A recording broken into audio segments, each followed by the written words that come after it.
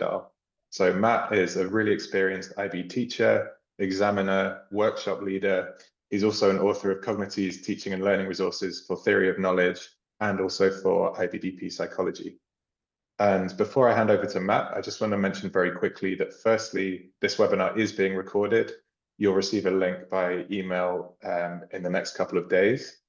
And secondly, if you have any questions at any time, please add those to the Q&A section at the bottom of your screen. We'll get to the questions at the end of Matt's presentation, but you can add those at any time through the presentation, and we'll get through as many questions as we can at the end. So now we're ready to get started. I'll hand over to you, Matt. All right, thanks, Joe, and thank you all for joining us today to learn more about the TOK essay. In this webinar today, I'm going to take you through the aims of the essay, the content and skills that your students need in order to be successful, and then I'm going to talk to you a lot about structure and try to break down and elucidate for you what exactly clear, coherent, and critical, you'll notice that in quotes, that's from the guide, actually means.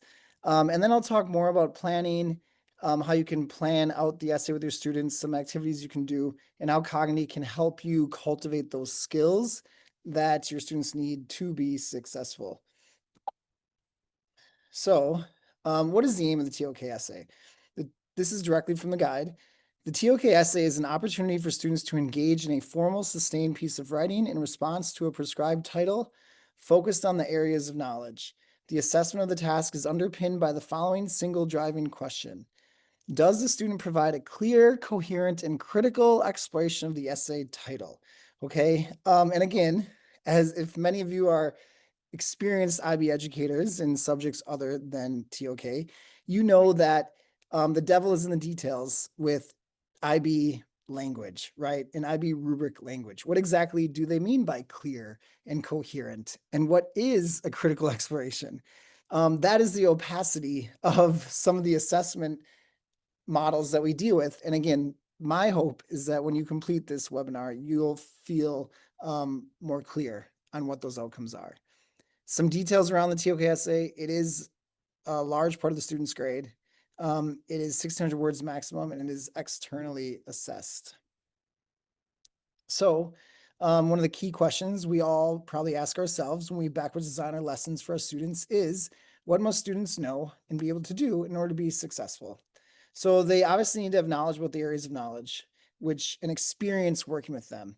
Okay, our Kognity text is organized by the areas of knowledge, and that maybe likely is how you also structure your TOK course. It is a fine way to structure a TOK course. It certainly is a very straightforward way, and it will ensure that your students work with the areas of knowledge, which is a crucial component of the TOK essay. TOK concepts are a major part of the course, and the concepts, while not explicitly required in the TOK essay, do a lot to augment and increase the quality of your students' analysis.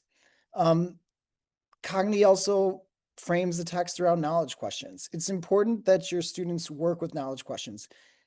Those of you that have taught TOK a long time, you remember when knowledge questions were, creating them themselves was a part of the TOK curriculum. Now the knowledge questions show up as the essay titles themselves. Those are knowledge questions. So the more frequently your students are practicing answering knowledge questions that are TOK essay similar, the more comfortable they're going to be and the more familiar they're going to be with the frameworks and structures necessary to answer the TOK titles well. We create lots of opportunities for your students to do this with the Kognity text. We also have integrated the TOK concepts throughout the text. I'm going to talk to you about how these concepts can be used to create knowledge questions and practice experiences for your students that allow them to, again, refine their skills that they'll need to show off with the essay. So in Kognity, we have concept boxes in every subtopic. And these concept boxes allow your students to practice applying the concepts to the content that they're discussing. Again, this is in the context of an AOK. We start each section with a big picture box that tries to sort of capture the big ideas. You can see here, there's a few different concepts that are integrated. And we do this to sort of draw attention. While certainly you can find ways to integrate all 12 of the concepts while you're working through an AOK with your students, that can be maybe overwhelming and unruly. And you can sort of almost, as a teacher, have a bit of paralysis by choice, right? If you're trying to integrate them all, you can maybe get stuck and go nowhere. So here we've sort of highlighted some key concepts that we think are really relevant to that AOK. And here you can see we're talking about the arts. In the arts, certainly perspective is a very important concept. So is maybe the concept of truth, as well as justification in terms of like justifying whether a piece of art is quality or greater quality than another piece of art. Of course, artistic interpretation is a really key question in the arts. And that can lead to your students to maybe exploring as sort of practicing analysis is the following knowledge question. Is knowledge quality in the arts simply a matter of perspective? Or is objective knowledge in the arts possible? You can see how these questions themselves vibe like TOK title questions. They're big questions and they require students to sort of take a claim and a perspective on this. And so in Kognity, if used as a teaching tool, which we strongly suggest you do, that's how it's designed, is to be sort of like a tool and an aid for you. This already sort of builds in these activities for your students to do. And I, as a teacher, I would start with this sort of question. I could turn into a short little formative assessment for my students where they have to write in response to this, but more likely I would just do it as an opener, as like a think, pair, share type thing. Or you could do it as a presentation. You can take that question and do whatever you think feels right for you and your students. But the key is that your students are practicing answering these types of questions.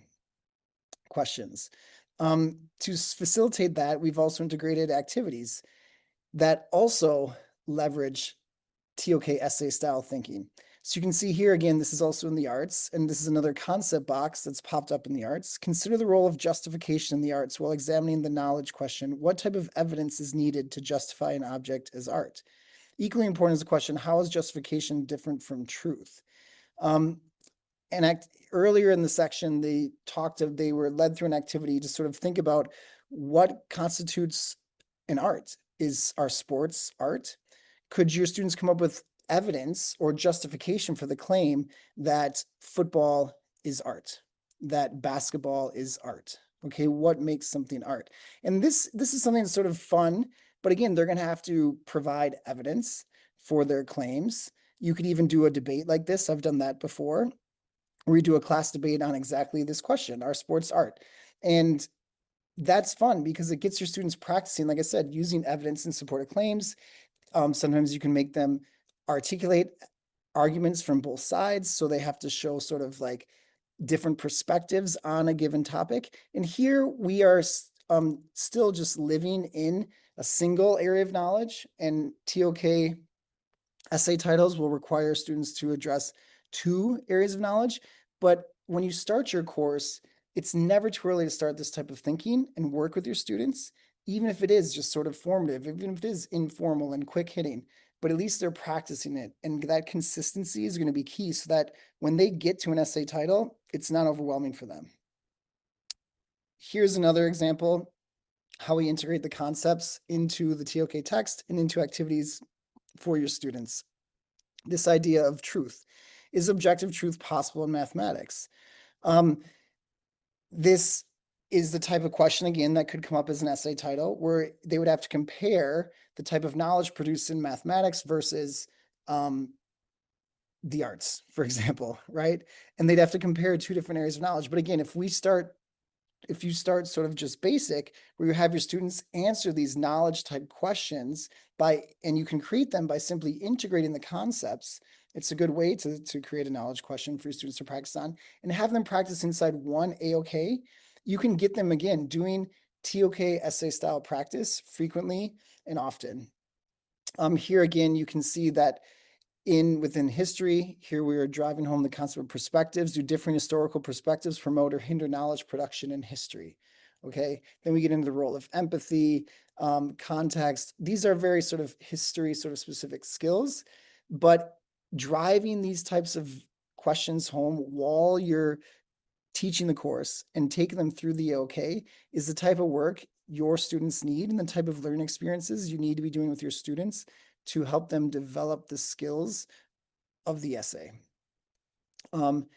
They need to practice comparative analysis in the end. And again, it's tough to do comparative analysis if you're not totally fluent and confident in each AOK in and of itself. If you haven't sort of explored each area of knowledge sort of in depth, looking at the concepts, using the concepts as ways to frame your exploration of the areas of knowledge, then your students are not going to be able to conduct that comparative analysis in a way that is truly rich, truly deep, and truly complex, which is what's required of them to score the highest marks. And so I think the biggest mistake I see teachers do is they don't do that style work. They don't have students write sort of single AOK, mini TOK essays, if you will, throughout the year. And then when their students get to it at the end, it's very overwhelming for them. The other thing your students will need to do to be successful in the essay is to support their perspectives with evidence, with real life situations, real life examples, they say even in the guide. And again, this is something that you should require of your students throughout the year. Do not wait. Don't wait till the second semester you have with them when you're doing the essay work. Do it early and often. Do it early and often. So what is the role of empathy in production of knowledge and history? Do different historical perspectives promote or hinder knowledge production and history? Have your students talk about maybe different perspectives of knowledge production. There's issues around historical claims in the world today involving Russia and Ukraine, Palestine, Israel. I mean, these are really real life situations that your students should be discussing relative to the AOK of history when they're doing that. And when they practice that, they're going to be better at it for the essay when they have to compare it to another area of knowledge. So more on the comparative analysis. The framework is your friend. A key sort of method I use to sort of work with TOK students and design my own lessons. If I'm like stuck and don't know how to design like what I want to do or create a knowledge question for my students to investigate, I just look at the knowledge framework, look at a concept, and try to just mash them up into a question for my students. And that's why, you guys, the knowledge framework is your friend, okay? Scope, perspectives, methods, tools, ethics. You can take those and throw it into an AOK, add a concept, and that's your recipe for an awesome knowledge question that will require your students to do really quality analysis. So here, this question, what are the methods used to produce knowledge in history? You can see methods. It's coming from the knowledge framework. What are the methods used to produce knowledge in history? Again, that stays just in history. And that's okay. Start small, okay? Start small. Your students should practice applying the knowledge framework to each of the AOKs, just like they should the concepts as previously mentioned, and start small. You could use this for an assessment within each AOK. Some TOK teachers have expressed, that they don't have sort of like assessments that they can put in the gradebook to assess students on different skills. This is something that you could do, a little mini essay that's singular in terms of just a single AOK that integrates an element of the knowledge framework. And it doesn't always need to be an essay. It could be an oral articulation. It could be group, but have them practice starting small. Because again, when they're competent at this in a single AOK, the comparative analysis will come much easier. When you're ready to level up, you can just add a second AOK. So you can see the question that sort of flows on the right, that flows from the simpler question on the left. Do some methods of knowledge construction create more valid knowledge? Discuss with reference to history in one other area of knowledge, okay? So we've sort of changed it slightly where we're just asking explicitly about the methods used to produce the knowledge. Now we're making sort of a value judgment. We're adding a value judgment. It's going to be more argumentative. And we've added a second AOK. Now, as a teacher, you could, of course, choose an AOK, just like the IB sometimes does. Sometimes they say discuss with reference to history and mathematics, or sometimes they give you the choice. And you as a teacher have that option as well, obviously. So start small and then level up. Another example of leveling up, are multiple perspectives necessary to know the truth in history? That's a question that's simple, that lives in history. You can level that up by asking, are multiple perspectives always beneficial in the production of knowledge? Discuss in regard to history and one other AOK, okay? Again, we've changed it slightly. Instead of just a simple question in terms of like yes, no-ish with the single AOK, we've added always on there, okay, an absolute, which, as you guys know, if you've been paying attention, there's almost always a TOK title with an absolute. And so I like to have my students practice again early in the year before they get to the essay with working with some of these absolutes inside each AOK. Every time I teach an AOK, and I do structure my course according to the AOKs as well, they have to do something like this. A key tip is to use the important boxes in Kognity for sort of daily, quick hitting formative assessment activities, as well as the activity boxes to ensure that your students are always sort of working on these skills on a daily basis. Consistency is key, you guys. Practice is absolutely key. The second key skill your students need is to be well-versed and fluent in supporting perspectives with evidence in support of their claims, okay? Hopefully you guys take a look at the subject report. I couldn't recommend it more. I think it's one of the most useful documents that the IB produces every year. And this quote comes from the subject report from 2024. It says, "It is crucial for essays to consider the implications of the arguments presented. Although quite a few essays show that students are increasingly aware of this point, they often fail to go beyond merely mentioning it." Okay, so what are different types of implications?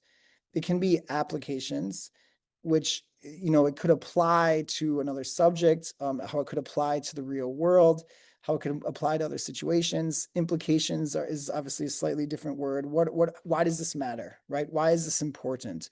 What is the impact of this? If there's multiple perspectives in terms of history, what is the implications of that? Does that mean that there's no objective truth in history?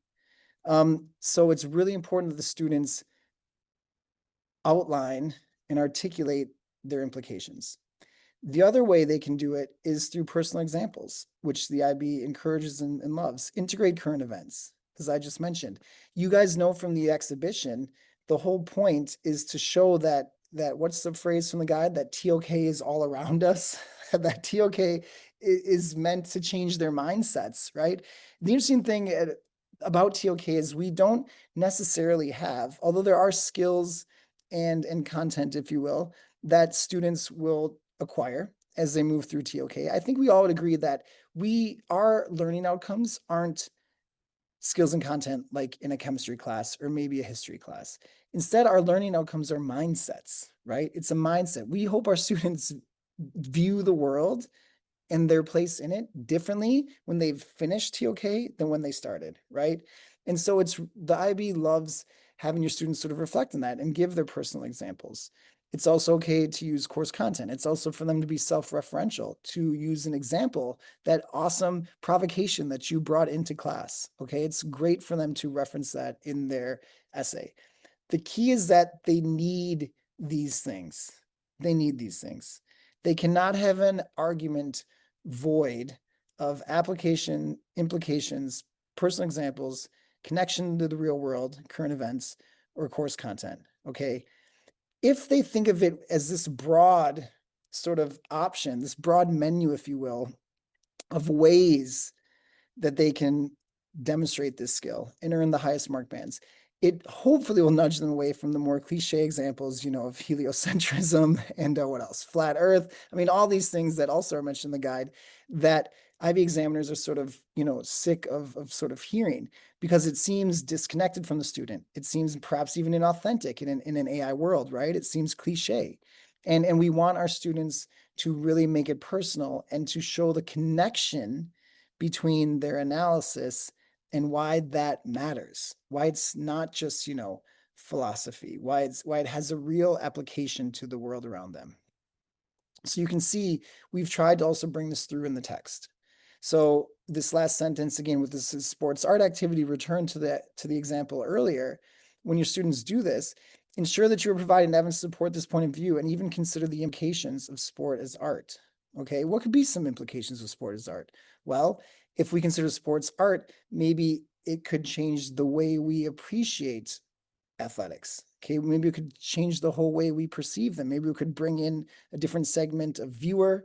It could bring in different interests. We could change sort of mindsets around athletes and view them as artists of their bodies, right? And so there are implications to this, lots of implications.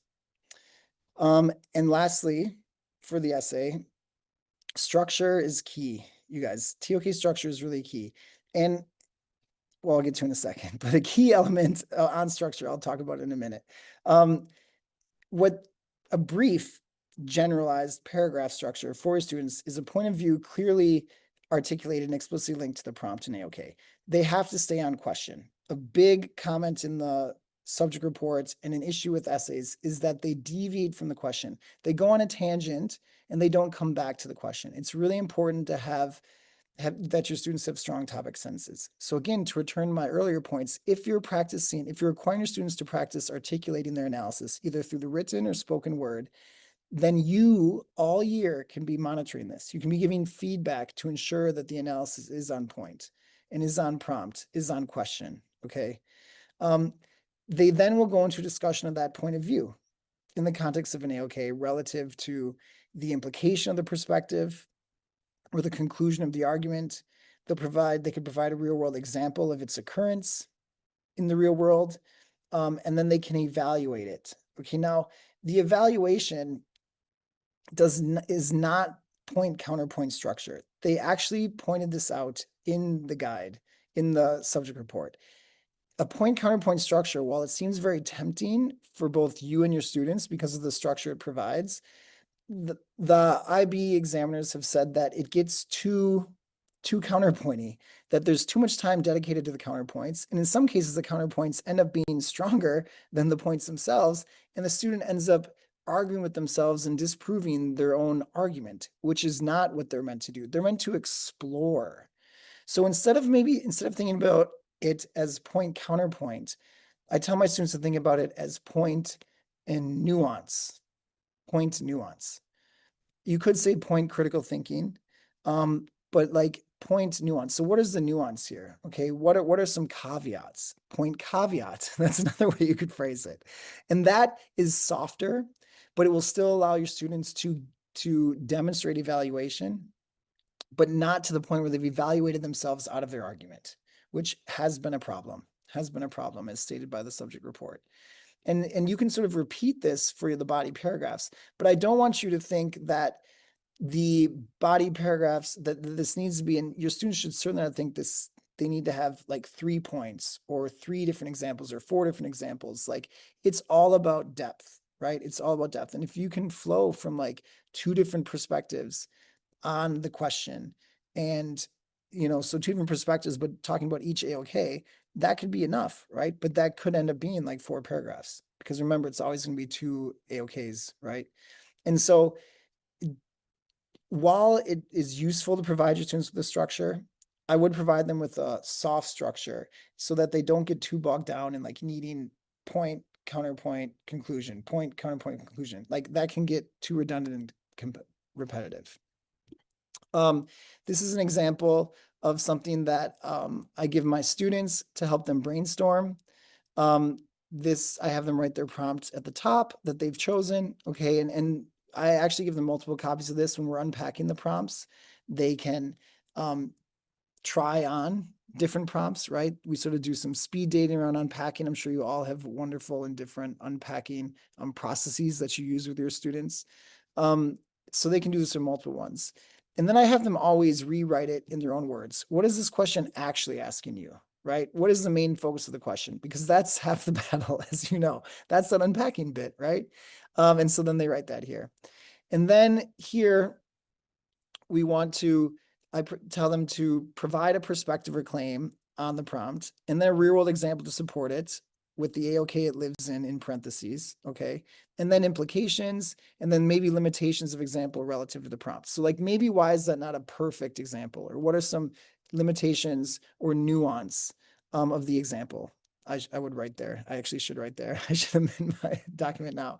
And I just provide different places because this is brainstorming. They're not going to use all these necessarily, but this is early and they need to think about it. And the point is, you guys, and I say up here too, you'll likely be limited to 1 or 2 pairs, right? It'd sort of be a claim 1, examples and evaluation of 1, and then claim 2, examples and evaluation of 2. So I tell them you're not going to get to all 6, but you need to try to think of 6. and if students have issues thinking of 2 or thinking of 3, then maybe they're not fully, they don't fully comprehend the prompt, or maybe the prompt isn't really speaking to them. And so this is something early on that's great to sort of get them to sort of really think about it.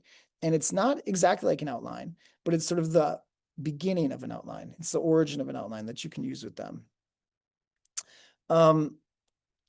Overall, you guys, it's really important that you practice essay style analysis with your students all year round long. I can't emphasize that enough. It's crucially important that they're practicing this type of analysis. Use outlines and scaffold the process with your students. What I just showed you is not exactly an outline, as I said. It's sort of a part of the unpacking process, but it's scaffolding it for them. It's like, okay, you're going to need examples. You're going to need implications. These are required to have. They're not nice to haves, they're must haves. Okay. And so let's get those must haves out there first. That's the hard part. Now, surrounding those must haves, those implications, examples, connecting the dots with writing, also not easy. But once you have those great examples, things tend to fall into place through the writing process. It also will allow you guys, again, and I hate that we have to address this and talk about it, but in an AI world, it documents the process for you. You see they're coming up with these ideas, right? They're working on this. You can see they're making their thinking visible on these different sort of check-ins that you're providing for them. So that's another reason to use outlines that are provided by you for them. I'm a huge fan of self and peer edit checklists. And in order to do that, I basically just backwards design the rubric, right? You just turn the rubric into a checklist. Now, what you need to do is elucidate the rubric and decode the rubric for your students, of course, and put that on the peer and self feedback checklist. And that's something that you can do that is totally legit by the IB. Okay, of course, you can't give them written feedback, but put the students to work. I think peer feedback, you guys, is one of the most powerful tools in our toolbox for teachers, because as a student, I need to fully understand the rubric and its requirements in order to provide my classmate, my friend, with quality feedback. And I'm also looking at different models, aren't I? If I'm partnered up with someone who wrote an essay that on the same topic or a different one, that's better structured than mine, I see that. I see the example, and I see it sort of early in the writing process. And so I think I always use a self checklist with my students first. And then once they've completed a self checklist, then they move on to a peer feedback process. And I think that's really important. I think it's really important to get the rubric out there and to integrate the rubric into those peer and self feedback checklists. Remember, you do need to have a works cited page. Your students need to have a works cited page if they're going to reference research in the essay. If they're citing something in the essay, excuse me, they don't need to. Of course, they don't need to, but many students do, in which case there doesn't need to be works cited. And it is a great idea to require a turnitin.com check, because it is on you as their TOK teacher to ensure that you have certified the work as being their own. And you guys, it's a really tough situation out there for us as teachers in the context of AI and the TOK essay. I mean, I've seen some conversations online about whether the TOK essay is dead or whether it should be dead or if the IB should get rid of it. And I think that's sad, because I think it's an excellent tool for teaching. With that as our outcome, again, if we backwards design our TOK class, if we're practicing these skills and we're thinking about designing learning experiences for our students in every unit and every OK that causes them to do that comparative analysis using the knowledge framework, which is how you should structure your lessons, every day you should say to yourself, are my students doing some sort of analysis of the knowledge framework? Are we looking at ethics? Are we looking at the methods and tools and the implications of using those tools, those methods, and not another method? And then when my students have the breadth of knowledge, when we've covered more than one AOK, are they practicing that comparative analysis? Are we doing that for warm-ups? Are we doing that for presentations? Are we doing that for think, pair, shares? Are we doing that for short writing exercises? Am I requiring them to discuss the implications? Am I requiring them to find real world examples on the daily? Don't wait till the end. It'll be much too late. It'll be much too challenging. And as always, they need to answer the question. And again, these questions are not simple. These are complicated, challenging questions. So it's really important, that unpacking process. It's very clear that you and your students understand what the question is getting at, that you do not rush that process. You are allowed to do collaborative unpacking, okay? That you require the students to summarize and restate the question in their own words. That's actually the first thing I do with my students when we get the titles with the unpacking, is I pass it out and they work in partnerships to try to write it with the same meaning, but in their own words. Okay. So make it simple. Okay. Just simplify it. What is this getting at? And I try to get them to sort of to be more brief, use less words, but it's just fun. It gets everyone talking and it gets them to understand, okay, what are they actually asking here? What are they asking me to do? What do they want me to do? And then move on to a more advanced unpacking process. At this point, I want to make sure there's some time for questions in the Q&A box. So if there are, I'd love to sort of try to answer them the best I can for you. Joe, are there any questions coming in yet? Yes, yeah, thank you so much, Matt. Thanks for a really valuable presentation as well. So much useful information there. We have had a few questions come in already, and you can keep adding those as we go now as well. But I'll start to go through those questions for you, Matt. So first one here is there any specific essay writing styles that you'd recommend for the essay? And this person adds, I had some students get good grades with the Socratic style last year, but they're not sure if that's a coincidence or due to the style that paid off. By Socratic style, I assume the questioner means that they ask perhaps rhetorical questions within the essay and then sort of answered them. This is sort of the structure that I try to have my students sort of follow, is an implication, and this real world example of the implication is ideal. You can do hypothetical implications, but ideally your students can provide a real world example of the implication occurring, or hypothetically, if this is how this was viewed, if there is no such thing as objective knowledge in history, then so on and so forth, right? Then, but provide a real world sort of grounding of that. Okay. And then evaluation. Again, I mentioned, I would tell my students, I would say it, then nuance, the nuance after that. So the nuance of it, or the critical thinking. Critical thinking, again, might sound like evaluation, but it is a bit softer and avoids my students from going into a full point counterpoint structure, which the IB has said they explicitly do not want. So that's my best advice on structure. I mean, again, it's always going to be two AOKs, and you're going to have to provide an example of one compared to the other, and then you'll go to another one compared to the other. And so that's generally going to be sort of the flow, would be like example one, AOK one, example perspective one for AOK one, and then how that perspective would operate in AOK two, and then perspective two, AOK one, and then perspective two, AOK two. But again, it depends on the title, so it's sort of hard to provide a singular structure that applies to all titles. Okay, thanks, Matt.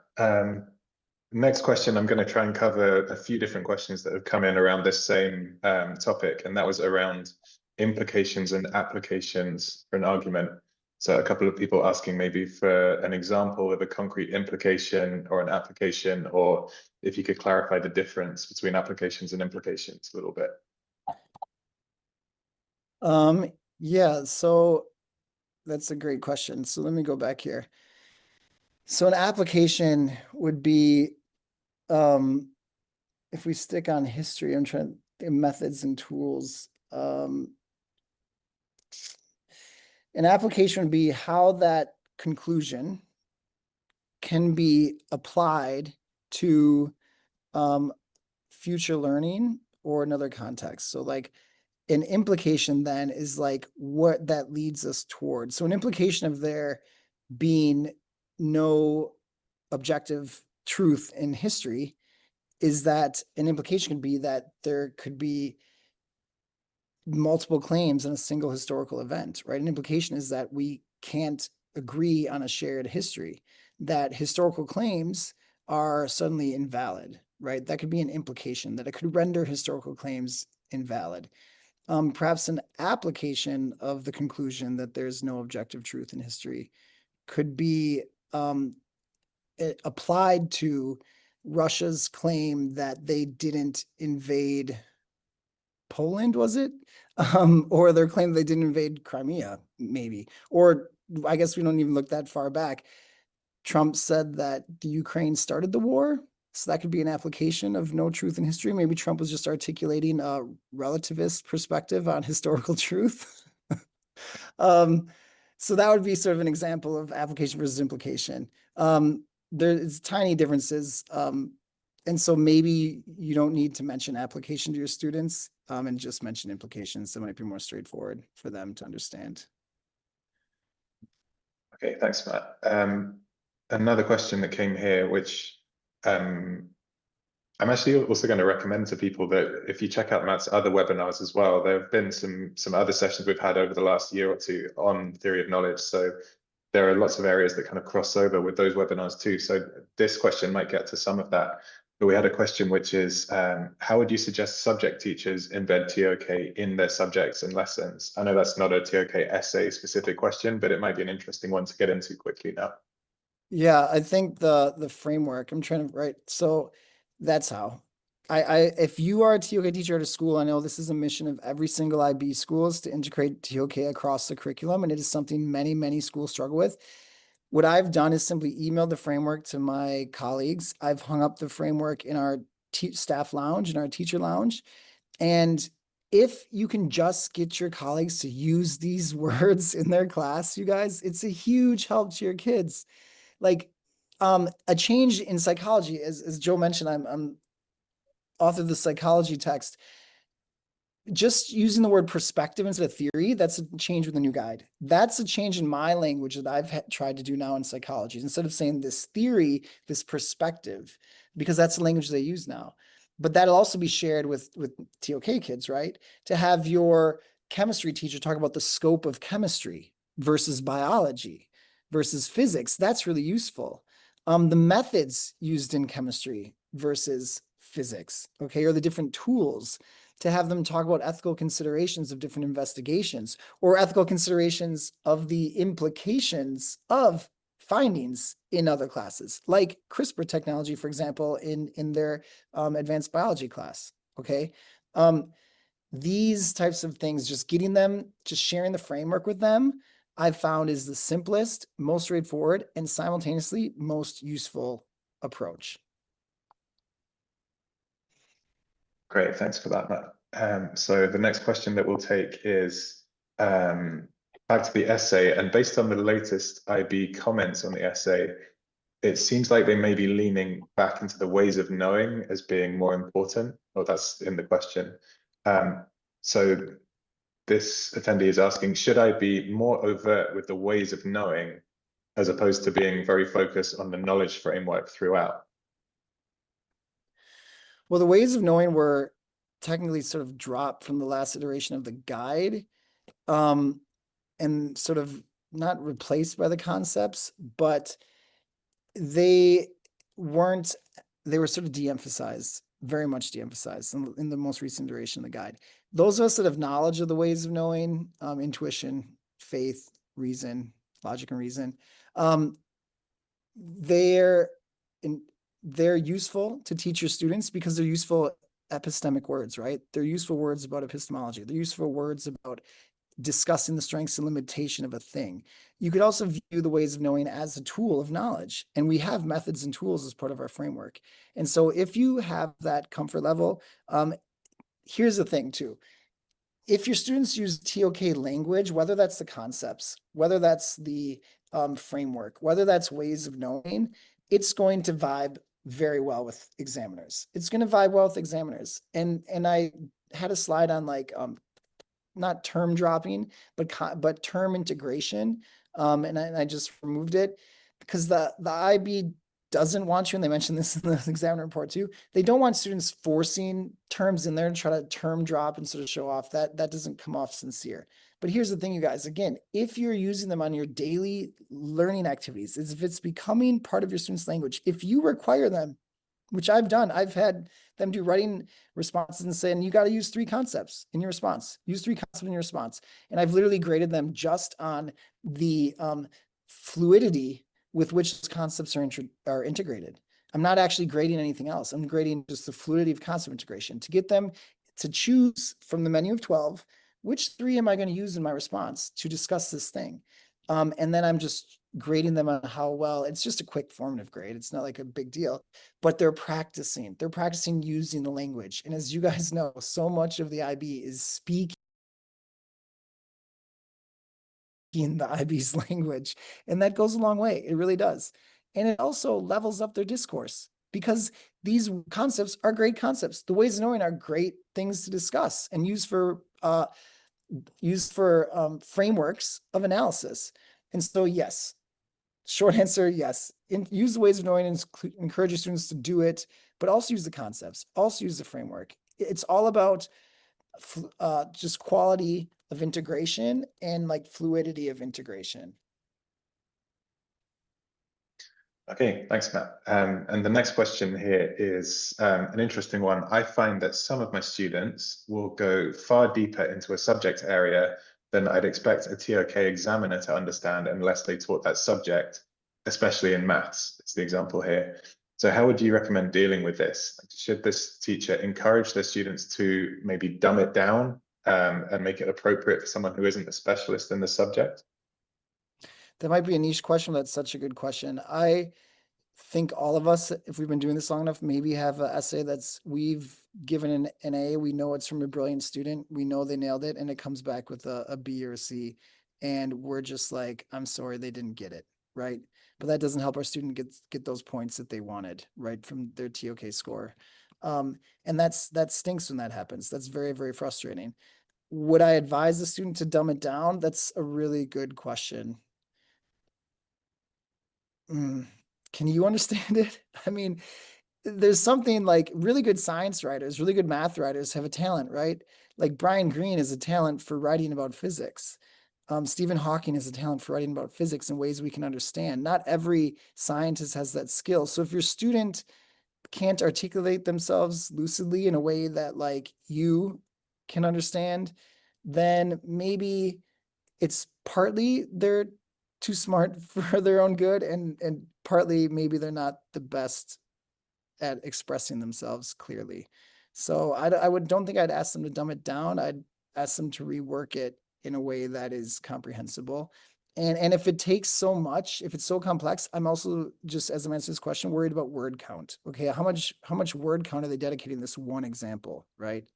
That's something to consider too. Yeah, the person who asked this question actually followed up saying the issue they've had is that they then burn through words trying to explain the concept, and it, like you say, it takes up the word count. It's a difficult one for sure. In that case, then I would say simplify it. If they can't explain it without taking, 300, 400 words to do one example, that's too much. That they got to choose a different example. Okay, thanks, Matt. One more question here is, could you get into the difference between evaluation of perspective and bringing a different nuance? What's the difference between those? And the questioner asks, would the evaluation bring in another nuance if we don't counter the perspective in evaluation? Getting quite complicated here, but hopefully you've followed the question. Yeah, I think I might have overcomplicated it. I guess the point I'm trying to get across is we don't want to tear down the argument we just made. We don't want to provide a perspective that like, well, there's it's fine for us to say that if we're talking about objective truth in history, though it's not the best example for this, it's fine to say, here's why there might be objective truth in history, and here's why there might not be. Okay, it's fine to do that. In fact, you should do that. But then it's really important that they close that loop. So I don't want to say, here's why there is objective truth in history. And I'm going to talk about the methods and tools used to establish that, right? And then I can talk about, but on the other hand, here's where these methods have limitations. Here's where these methods fall short, perhaps. And therefore, it's understandable how someone could have the perspective that there is no objective truth in history. However, there is. Like, it's important your students stand on ground, right? There is objective truth in history. And the problem with the point counterpoint structure that the IB has found is students can sometimes be like, there's objective truth in history, but actually there's not objective truth in history. And then they just stop and they don't close that circle. They don't return to it. So instead of it being an argument for there being objective truth in history, and then sort of discussing the sort of nuance of that about like, here's why, there's still limitations. That's what I'm saying is nuance. That's critical thinking. That's evaluation that's acceptable. The IB not only wants, but requires their student. To take it too far is to go too far. To then provide an argument, and boy, there's not, and not close that loop and come back and be like, but there actually is not good. Is not good writing. Because yeah, that the point counterpoint, when we frame it as point counterpoint, it can devolve into that, unfortunately, for some students. Okay, thanks so much, Matt. And I think that's all we've got time for today. So thank you to all of you for attending and for adding your questions. We had some really great questions there. There's a lot to get into. So I hope you all enjoyed this webinar, and thank you most of all to Matt for leading this session. So here at Kognity, we really believe in the value of IB education. We're also really proud to be the IB's only digital-first publishing partner. And so that means we work really closely with them to co-publish some amazing resources for the IB diploma program. So if any of you would like to take a look at those resources, or as I said, take a look at any of the other webinars, lots of theory of knowledge there on our website, do scan that QR code that's on the screen now, and you'll get access to those webinars, and you can take a look at the teaching and learning resources that we have on offer as well. And as it says there, theory of knowledge, but also lots of other areas of the IB diploma program covered in those webinars and supporting materials. And finally, again, just to confirm, the recording of this session is going to be sent out to all of you soon, along with the materials from the session. So you'll be receiving those by email. So finally, thank you very much again for joining us today. Thank you so much, Matt. That was a great session. We all really appreciated it. And I hope to see you all at a Kognity webinar very soon. Thanks.